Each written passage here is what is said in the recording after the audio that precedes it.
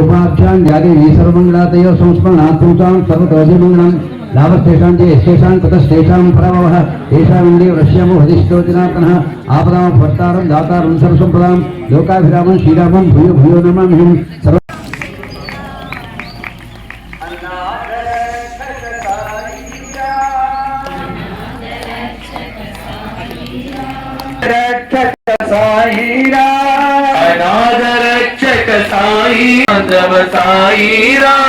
प्रेम स्वरूप साईरा प्रेम स्वरूप साईरा प्रेमावतार साईरा प्रेमावतार साईरा पूर्णावतार साईरा पूर्णावतार साईरा जय साई राम जय साई राम जय साई राम जय जय राम बोलो जय साई राम जय जय राम साई महादेवा नमोस्तुते నమ్ముతారమ్మా ఇవన్నీ నీ మనసులో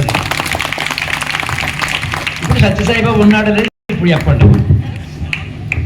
అంతే అదే ఆ క్షణంలో తన అవతారం ఎట్లా పుట్టింది అని చెప్పినప్పుడే ఎందుకు పడాలండి చెప్పండి ఆ క్షణంలోనే అదే ఆయన ఇది అనేక అనుభవాలు నాకు ఇది ఇట్లా సత్యసాయి వ్రతం చేసినప్పుడు అంచేత అట్లాగా అవతరించ అదే కాకుండా ఆయన అవతరించినటువంటి సందర్భంలో కొండమరాజు గారు తాతగారింట్లో మేళతాళములు మృదంగములు వాటంతటా మోకటం మొదలుపెట్టాయి.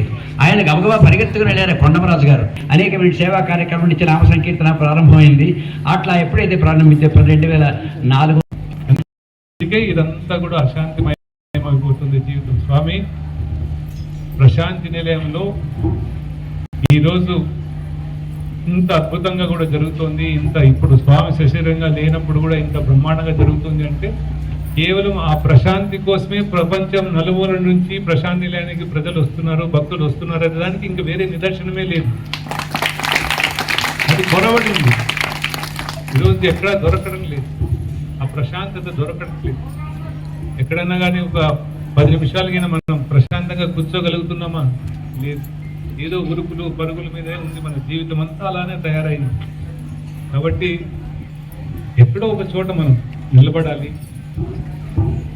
ఏం చేస్తున్నాం మనం ఎవరి కోసం పోతున్నాము, ఎవరి కోసం ప్రాకులాడుతున్నాం అనే ఒక ఆలోచన కింద చేయగలిగితే మనకు నిజంగా కూడా ఇలాంటి క్షేత్రానికి వచ్చినటువంటి ఆ లాభం మనకు చేకూరుతుంది. దానికోసం ఈ సంస్థలు కూడా ప్రతి చోట ఎందుకు స్వామి సేవా సంస్థలు పెట్టారు?